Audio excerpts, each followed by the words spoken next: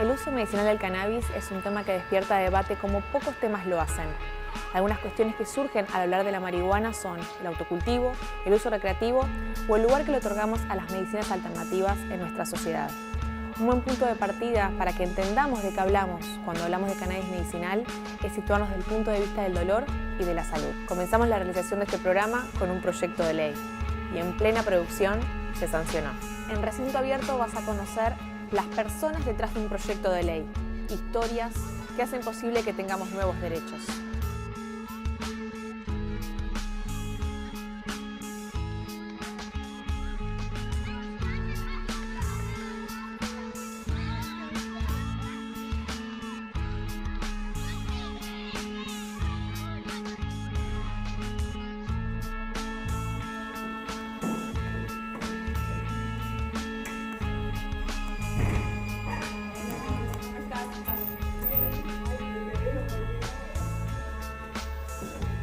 El lupus es una enfermedad autoinmune que reacciona tu cuerpo contra vos mismo en realidad. Y bueno, dentro del lupus hay una neurolupus que sería una afectación, mi cuerpo reacciona contra mi cerebro. Y en mi caso me produce convulsiones, alucinaciones, trastornos del hacer. Yo quiero hacer cosas y no puedo.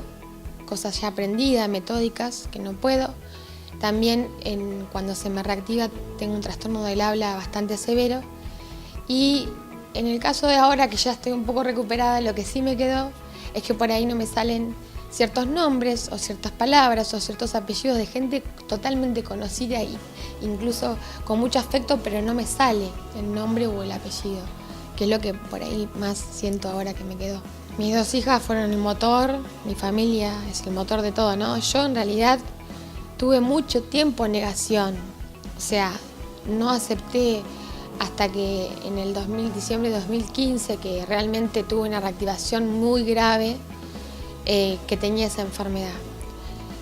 Fui pasándola, o sea, me agarraban convulsiones o lo que me agarrara, lo resolvía en el momento, me tenía un trastorno del habla, lo mejoraba y seguía mi vida. Como que tenía una fortaleza, una capacidad, una resiliencia sin pensar y seguía y seguía. En el 2015 las cosas se me complicaron un poco más y ahí sí tuve que luchar mucho más contra la enfermedad. Dentro de las afectaciones que me daba el neurolupus fue un trastorno cardíaco en el cual la frecuencia cardíaca mía era muy baja. Y me dolía mucho el pecho y me encontré con muchos médicos hablando si necesitaba marcapaso o no marcapaso, si con el tratamiento del lupus se me iba a mejorar la parte cardiológica. Y en ese momento, con ese dolor en el pecho, esa opresión en el pecho y esos latidos tan lentos, por ahí sí sentí morirme y que no podía lucharla. Pero bueno, instantáneamente cuando se te vienen tus hijas a la cabeza es como que decís que no voy a luchar, ¿no?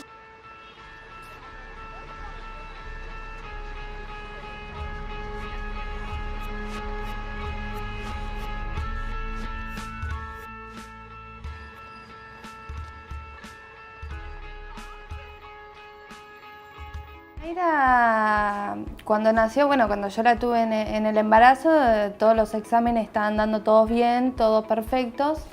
Yo la tuve el día 5 de diciembre, que fue el día del parto, la fecha de parto que me habían dado. Y bueno, estaba todo perfecto, la tuve parto normal y nació 3 días, me fui a casa. El tema era que ella era una bebé normal. Ella balbuceaba, podía sostener la cabeza, en eso estaba perfecto.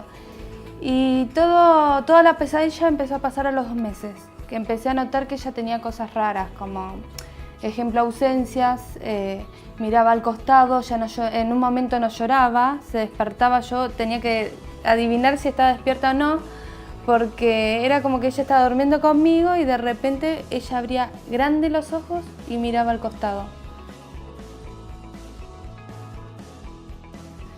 Y bueno, y todo eso lo tuve. Es más, en un momento sentía como que se ahogaba un día, viste, como que se estaba ahogando, la llevé al hospital y me dijeron, como ella estaba resfriada, me dijeron, no, puede ser que quiera expulsar la flema, los mosquitos que le habían quedado, y bueno.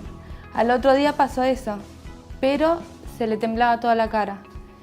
Y bueno, la habré tenido así 1 o 2 semanas hasta que agarré y dije, no, la llevo, viste, al hospital, porque además también en el hospital te pasa eso, que a veces cuando vos vas a una guardia, vos le decís, mira, a mi hijo le pasa esto, siempre piensan que la mamá es loca, ¿entendés? Siempre te tratan de loca. Entonces traté de ver cuáles eran los síntomas para después transmitirlos. Cuando yo la llevé al hospital, bueno, me pasó eso. Me dijeron, no, mamá, mirá que los nenes tienen ojos, porque a ella se le movían mucho los ojos. Me decían, no, mirá que ellos son como muñecos. Me decían que cuando vos lo acostás se le cierran los ojos cuando van. Y yo le dije que no, que era mi segunda nena, que algo raro le estaba pasando.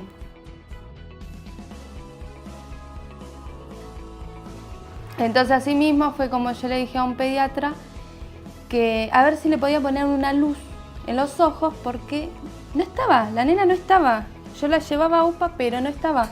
Entonces cuando le hicieron, viste, le empezaron a poner luz en los ojos, vieron que ella no seguía la luz. Y fue ahí cuando quedé internada en el Hospital Gutiérrez. Y bueno, fue ahí como me agarró un neurólogo, cuando le hicieron un electro de sueño. La nena todo el tiempo hacía diferentes convulsiones, risa, que se me estiraba, generalizada, de todo. Y fue así como, bueno, cuando yo hablé con el médico, me dijo, mira, tu hija está en un estatus epiléptico. Y bueno, yo ahí estaba aprendiendo todo, ¿viste? Yo siempre pensé que una epilepsia, yo tuve epilepsia, uno que piensa de una epilepsia, que es un nene o una persona grande que convulsiona y ya está, no un estatus. Y cuando yo le pregunté qué era un estatus, me había dicho, bueno, que la nena no deja de convulsionar, y yo no lo podía creer.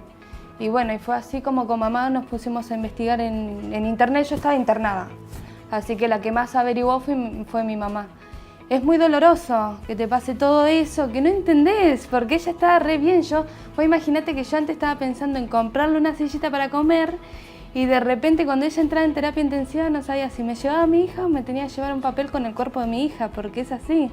Ella no paraba de convulsionar, no paraba de convulsionar. Yo dormía 1 hora, estuve 3 semanas durmiendo 1 hora porque tenía miedo que le agarre un paro o que le agarre tanto un paro cardíaco como respiratorio, ¿viste? Entonces era como, no sé, fue como un infierno enorme en 3 meses.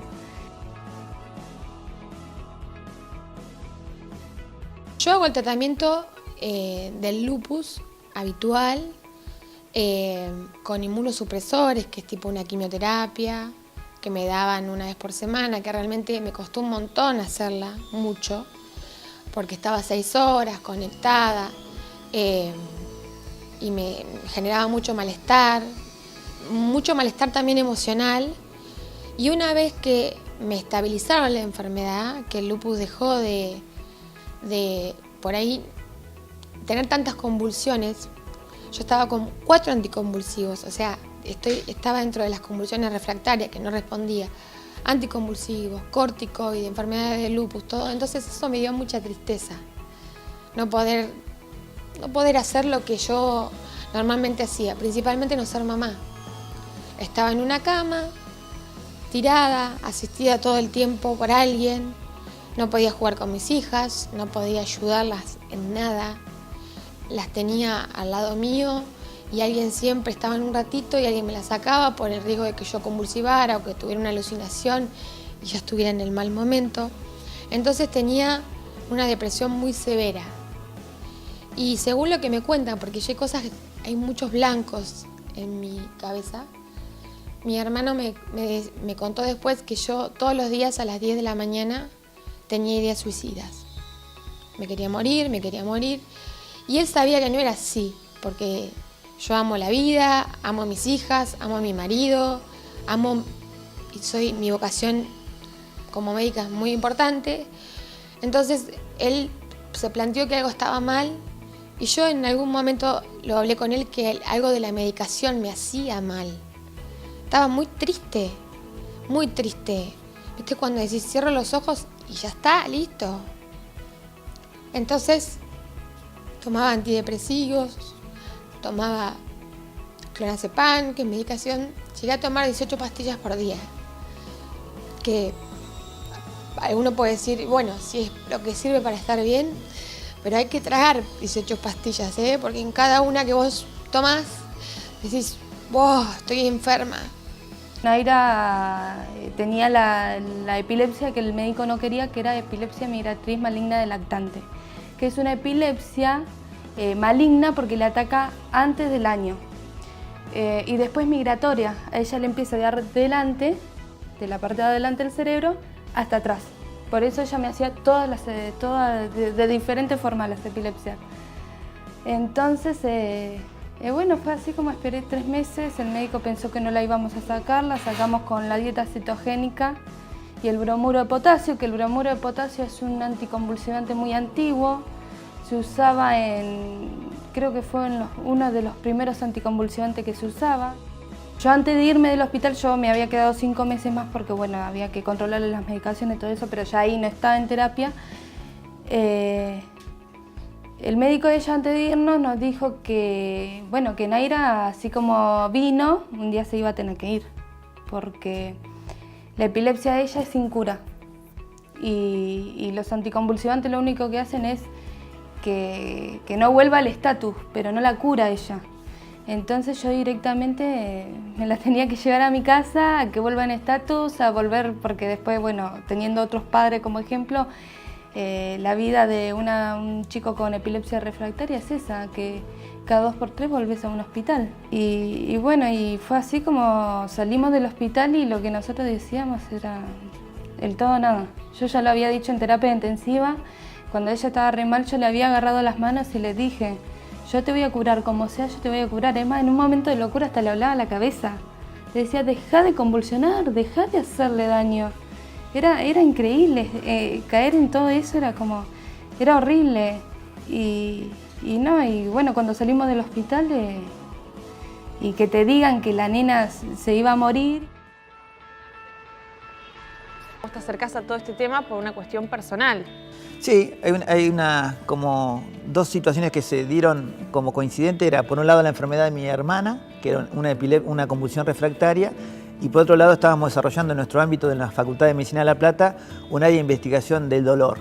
En ambas situaciones, epilepsia refractaria y dolor, aparecía el cannabis como una alternativa y me pareció lógico acudir a sociedades científicas más desarrolladas, investigar el tema y después traerlo como un proyecto a nuestra facultad. Era terrible ver convulsivar a mi hermana, convulsivaba igual que mi mamá. Mi hermana es médica del dolor, entonces coincidentemente la medicina del dolor de mi hermana, con las convulsiones ella lloraba porque no podía ser médica y yo hablándole, tirándole una punta para que se riera, dije, bueno, lo que vamos a hacer, gorda, vamos a empezar a estudiar la marihuana. Entonces él vino un día, después de haber probado un mes el cannabis medicinal, lo probó un mes para ver si le hacía algo mal porque él no quería hacerme mal y me dijo si lo quería probar para ver si yo podía dormir mejor y mejorar mi estado de ánimo. Porque yo lo que me pasaba era que no dormía bien. Entonces empecé a tomarlo y realmente, yo no lo puedo explicar, pero yo dormía hasta las 11 de la mañana, 11:30 y sin motivación. El estímulo era externo, pero de mí no salía nada. De repente me empecé a despertar a las 8 de la mañana, a hacer cosas, a plantear, bueno, ¿ahora qué hago? Empecé a pintar, empecé a bordar, empecé a hacer un montón de cosas, podía estar con mis hijas mejor. O sea que lo que me hizo fue mejorarme el humor y el sueño era mucho más reparador. Le planteamos a mi neuróloga, con una humildad impresionante, ella me dijo, mirá Mariela, yo desconozco sobre cannabis, pero si vos ves que vas a probar y te va a hacer bien, yo te apoyo. Y bueno, esto que por ahí, ser paciente, ser médica, justo de dolor, todo me ayudaba a decir, bueno, yo puedo tomarlo y decir, y plantearle a mi hermano, mirá, me hace esto, no me hace esto, era como que, como no se utiliza, no se sabe bien cómo, no se utilizaba en realidad, me fue ayudando y la verdad que tuve una experiencia muy buena. muy buena. Con los casos de epilepsia, mencionábamos antes el caso de Naira y Paola, su mamá, ¿cómo ayuda, digamos, la utilización del cannabis? Que sea, hasta ahora, ¿dónde está el estado de la investigación con respecto a esta patología? Bueno, lo primero es que yo no soy el especialista en el tema, pero en sí, bueno, después de haber acompañado a estas madres o escuchar los referentes del país, como puede ser la doctora Silvia Cochen, queda claro que la epilepsia es una enfermedad de alta frecuencia y generalmente con un pronóstico muy benigno.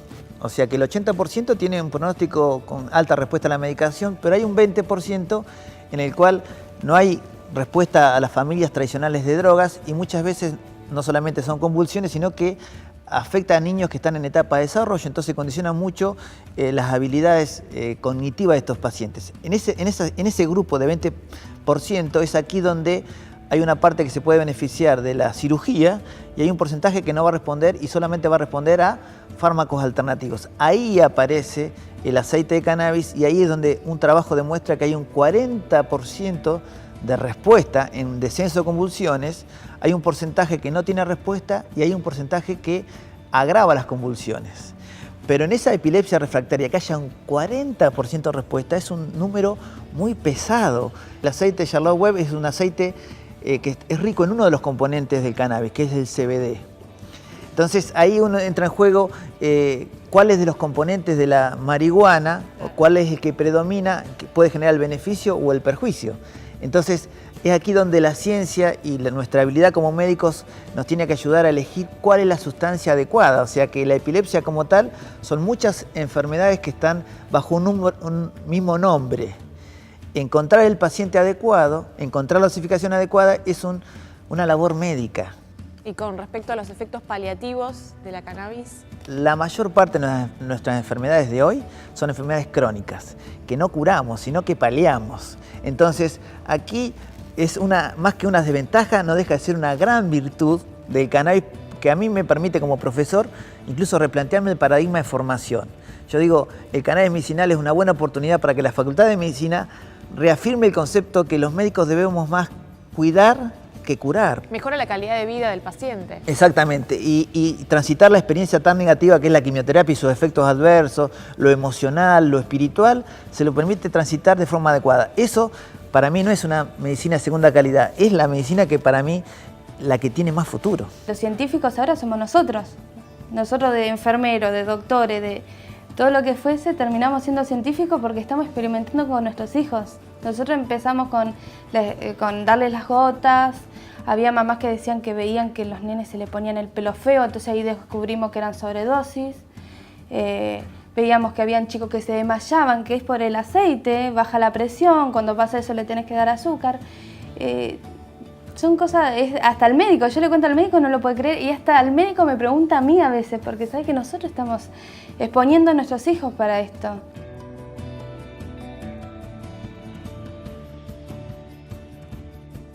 Realmente uno quiso transitar el camino de lo académico, pero rápidamente me choqué con la necesidad y con el sufrimiento de estas familias. Entonces entendí también que los tiempos que se planteaban desde la investigación no eran los mismos que los de la necesidad de estas familias y rápidamente me encontré golpeando la puerta del ANMAT buscando una regulación. O sea, lo interesante es que Marcelo Morante también creció como profesional en esta situación porque entendí que la investigación y la necesidad van por tiempos diferentes y es un poco hoy lo que le exijo al Estado. O sea, entiendo que como investigador tengo un proyecto de investigación, pero creo que el Estado es el que debe acortar los tiempos para darle una respuesta a estas familias.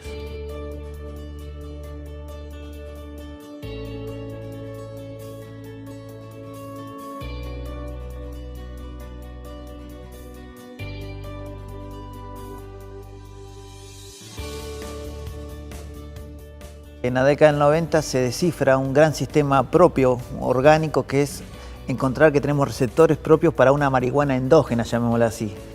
Entonces fue sentirme mejor con el tratamiento, o sea, fue complementario a mi tratamiento. Es siempre el cannabis es complementario a tratamientos. Sí disminuyó la cantidad de dosis de otra medicación, que también eso hace a la calidad de vida. Lo que necesita el médico, el paciente está bien. Cuando a mí me planteaban algo que les hacía bien, sea gorgojos de arroz, sea una planta, reiki, musicoterapia, está bien, todo lo que sume a la calidad de vida estaba bien. Con el cannabis me pasó eso, si hacía bien, ¿qué podía decir yo? Mamá había visto en internet la historia de la nenita esta Charlotte y que la marihuana curaba la epilepsia. El tema era que yo los médicos no los conocía y también era que ¿cómo decirle a un médico, no? En ese momento no se podía hablar. Vos hablabas de marihuana y yo qué sé, era como algo, viste, como que dijiste una mala palabra. Y bueno, y cuando mamá me decía, yo decía, ¿cómo le digo al médico cómo lo conseguimos? ¿Cómo son las dosis? Porque es algo nuevo, no es que es una valla aspirina y ya está, ojalá fuese eso. Sabemos que es un medicamento, una medicina que se puede aplicar también a otras patologías. En esto aún falta muchísima investigación científica para poder dar una respuesta a gente que realmente hoy lo está necesitando y que, en definitiva, va encontrando la cepa que más le corresponde a su situación con prueba y error. ¿Y se puede considerar, digamos, complementar con otros tipos de medicinas? ¿Va a seguir siendo en el caso que se apruebe la ley? Estamos hablando de este proyecto de ley que aprueba para la utilización del cannabis para usos medicinales. ¿Seguiría siendo una alternativa? ¿Es complementaria con otras medicaciones? Sí, eso es una buena pregunta porque tiene que estar claro. Si es complementaria, realmente hoy para el dolor, por ejemplo, hay moléculas más potentes, más económicas, pero bueno, indudablemente que también tienen más efectos adversos. Esta molécula tiene una virtud que es la baja toxicidad, entonces complementarla, por ejemplo, con los opiáceos nos permite usar menos dosis de morfina y con esto tener menos efectos adversos. Es muy interesante. ¿Y por qué es complementaria? Es porque a nivel de nuestro cerebro comparte receptores con los receptores de la morfina, entonces se puede producir un sinergismo, o sea, una actividad en conjunto. Eso es interesante porque tanto la morfina como el cannabis usan nuestro propio sistema de analgesia, o sea que se parecen bastante, y en la historia del prohibicionismo la morfina pasó quizás por una historia similar al cannabis. No estamos hablando de marihuana para uso recreativo, estamos hablando de una planta que tiene propiedades que en el plano de la medicina, de la investigación científica, nos puede dar muy buenas respuestas para muchas familias que hoy lo están demandando y que han probado que realmente es un alivio para sus hijos, pero lo han probado.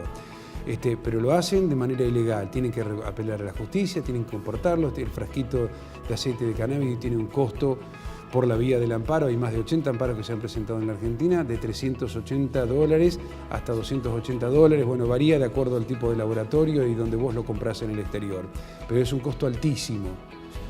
Con todo lo que esto implica, luego hay que sacarlo de aduana, hay que hacerse, bueno, realmente me parece que hay que dar una respuesta a quienes hoy necesitan del aceite de cannabis.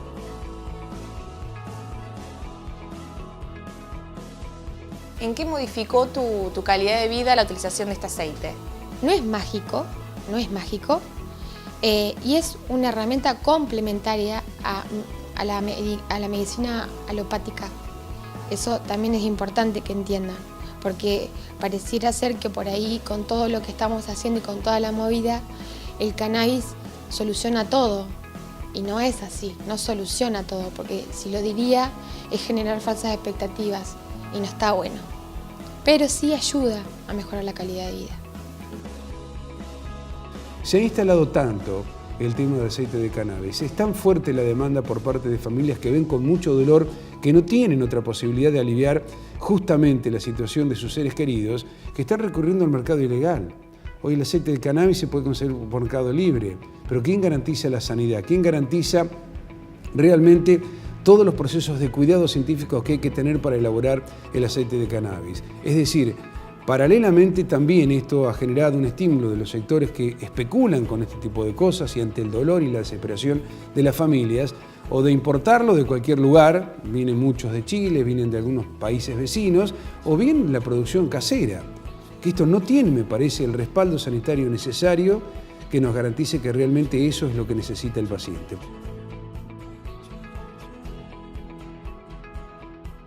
Hay nenes que no están bien, que las madres siguen investigando, las madres están cultivando. Tenemos casos de madres que están diciendo que, no sé, que en Córdoba le dieron un aceite, que en otro lado le dieron otro aceite, y le estamos diciendo que no consuman esos aceites porque no están avalados.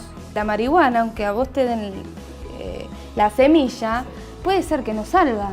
Porque además vos tenés que tener paciencia, tenés que tener amor. Si vos tenés tu hijo convulsionando, ¿qué paciencia y amor vas a tener?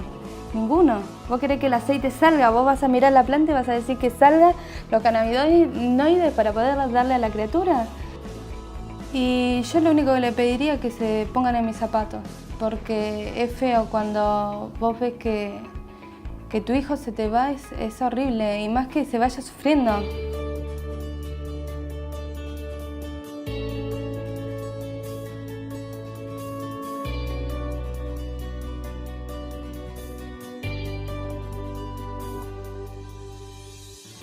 El cannabis tiene una construcción negativa en nuestra sociedad y hemos sido educados desde ahí, entonces rápidamente tenemos una visión o positiva o negativa de acuerdo a nuestra experiencia. Como médicos se exige que seamos objetivos, o sea, puntualmente estamos discutiendo una molécula que tiene potencial de baja toxicidad y de complementar a otras moléculas. Y por supuesto que tiene puntos débiles como es la falta de regulación, nos cuesta todavía definir dosificaciones, nos cuesta definir interacciones con otras drogas, pero en la medida que podamos avanzar en la investigación y la educación, seguramente estos temas van a ser resueltos.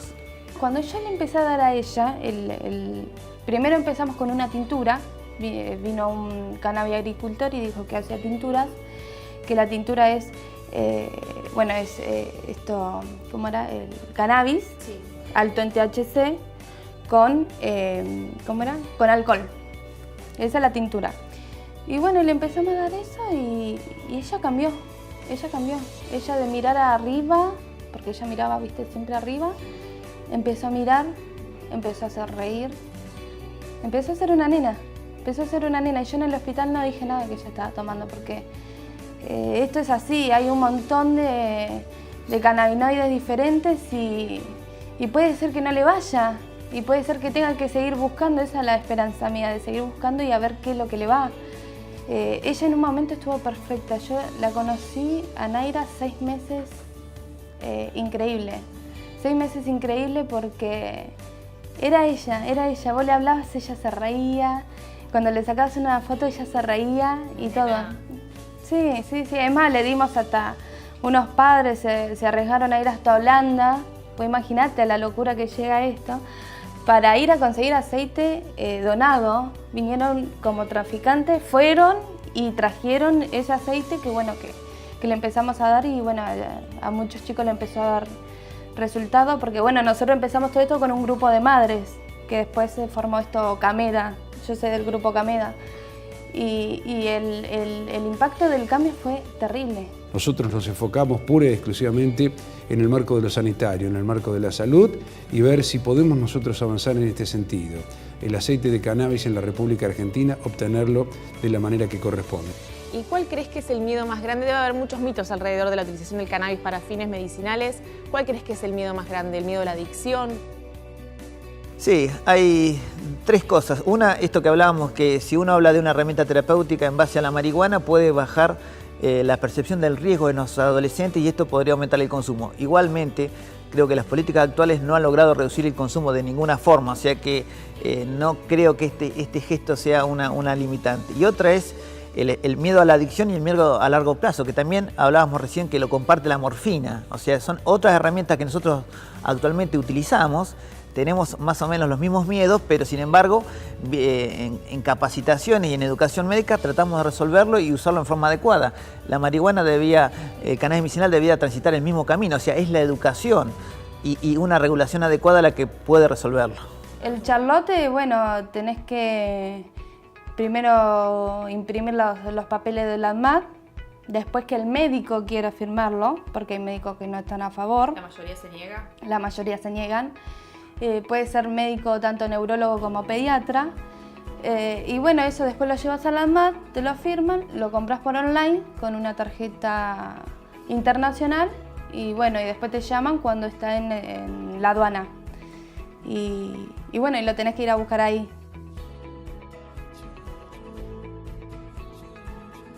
Que además que le calmás a ellos el dolor, también le calmás el dolor a la familia. Yo gracias a Dios puedo decir que gracias a la marihuana yo y mi familia volvimos a ser felices.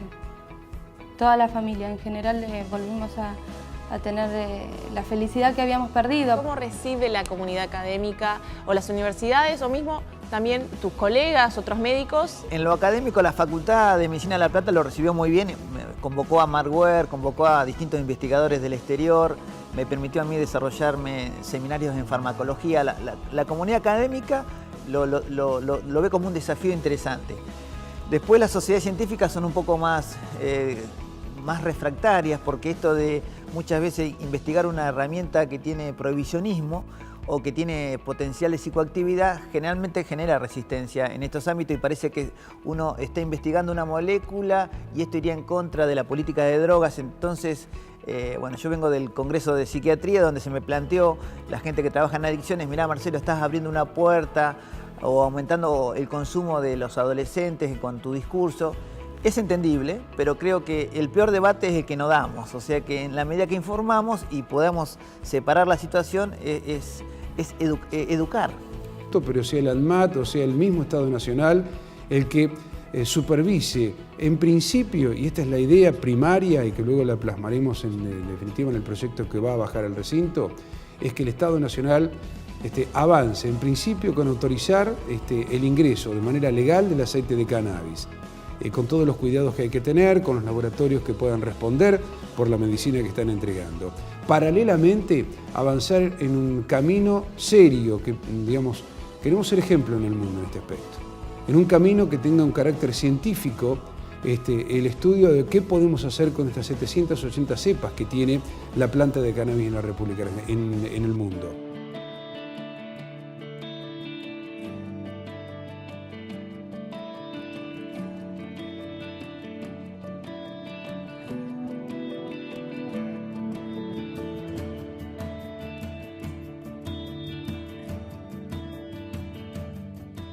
Silvia Elías de Pérez es senadora por la provincia de Tucumán y preside la Comisión de Salud del Senado. Esta comisión dio dictamen al proyecto que vino de diputados, que finalmente se convirtió en ley. Yo, que recibo a los pacientes en forma regular, y le pasa, cuando charlo le paso a mis colegas lo mismo, además del dolor terrible, que ninguno de nosotros se imagina si no lo vive, que es tener un hijo con una discapacidad y que no esté bien. Lo que está sufriendo la familia es estar en una situación de ilegalidad, tener que ocultarse, estar sometido, porque es población vulnerable, entonces estar sometido a situaciones que la exponen a situaciones de riesgo. Todo esto es innecesario si uno cuenta con la legalidad del cannabis. Seguramente la ley que va a salir va a ser insuficiente, pero por insuficiente no deja de ser extremadamente importante. Estamos generando la base. Seguramente aquí va a sentir alguien que el doctor Morante traiciona porque no defendía a rajatabla el autocultivo. Yo creo que el autocultivo podría ser algo natural que va a surgir, pero hoy necesito que todos estemos contentos y felices, porque es indudable que pacientes, médicos, cultivadores y políticos estamos haciendo algo grande para que nuestra sociedad tenga menos dolor. Después de estar 3 años postrado en una cama, 2 años sin sonreír, 5 años sin festejar ni un acontecimiento, se despierta y me regala la mejor Navidad que una mamá puede pedir. Yo hoy festejé que mi hija sonrió, festejé que pudo estar en su silla de ruedas, festejé que mi hija pudo respirar por sí sola, festejé que tuvo 2 convulsiones. Y la gente me lee y piensa, está loca, ¿qué festeja? Pero para nosotros eso es el mundo entero. Eso es toda la felicidad que alguien puede esperar de la vida. Que tu hijo te sonría, nada más. La epilepsia nos robó todo. Y uno aprende a conformarse cada vez con menos cosas. Yo hoy puedo morirme en paz, pero no sería justo para el resto de los peques.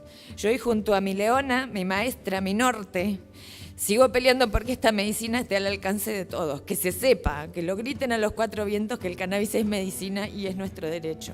A veces pienso, ¿qué hubiese pasado si hace 3 años que están luchando por esta ley? Y yo a veces digo, ¿qué hubiese pasado si hubiese estado la ley? Y yo hubiese dicho, quiero probar la marihuana, capaz que hubiese sido 1 mes o 2 meses en terapia y capaz que no hubiesen sido estas secuelas. Yo sé que si sería legal, si se investigaría, yo sé que Naira podría volver a ser Naira como la vi al principio, porque era increíble. Como la vi al principio era increíble.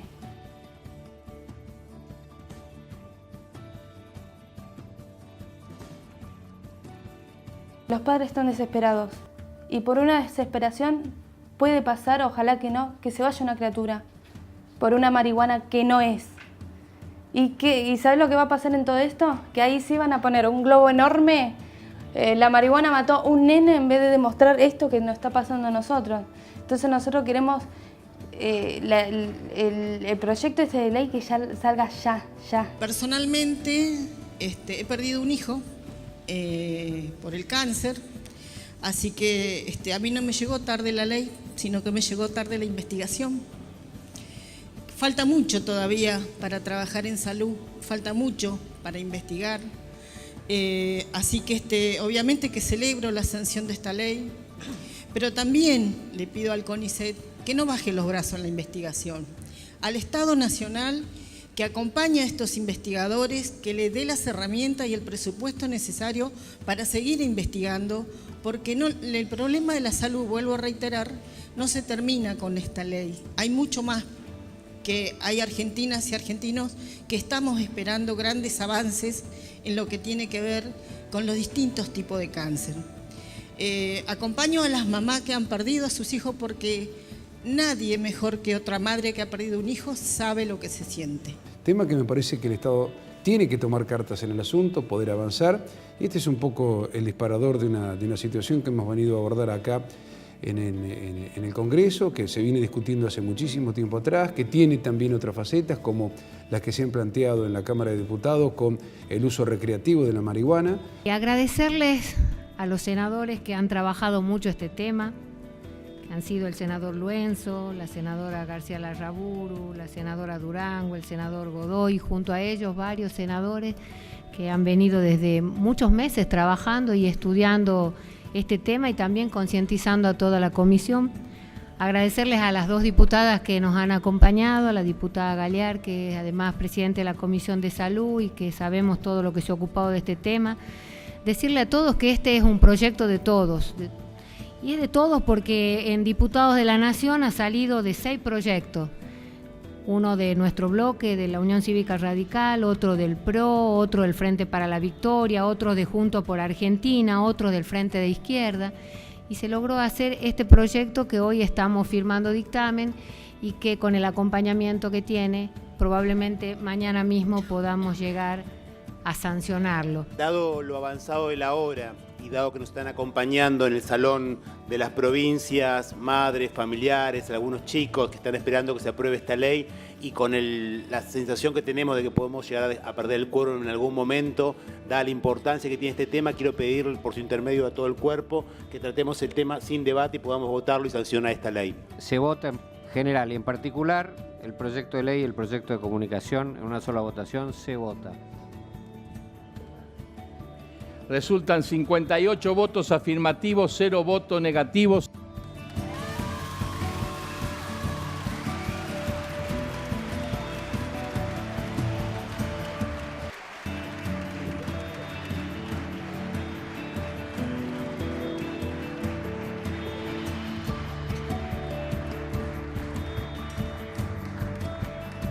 Hola, linda. Bueno, ¿qué quisieron ahora? Felicidad. Sí, felicidad porque bueno, ahora esperar ir a ver a la nena y ¿qué sigue a partir de ahora? Y a partir de ahora, bueno, vamos a poder tener investigaciones, nuestros hijos van a poder ser estudiados como tienen que ser estudiados en un hospital público. Vamos a poder acceder a más aceite, van a poder acceder padres que no puedan comprar aceite en los hospitales públicos, que nos parece muy importante y honestamente después de tanta lucha al final tenemos el beneficio que es esto, porque bueno, lo mejor que hay es que, yo qué sé, ver bien a mi hija. Yo quiero volverle a verle la sonrisa a mi hija, así que hoy es un día para festejar. Hoy es para un día para festejar, sí. Así que bueno, gracias chicos. ¿Cómo te sentís? ¿Cómo estás? No puedo ni hablar, feliz. Muy feliz.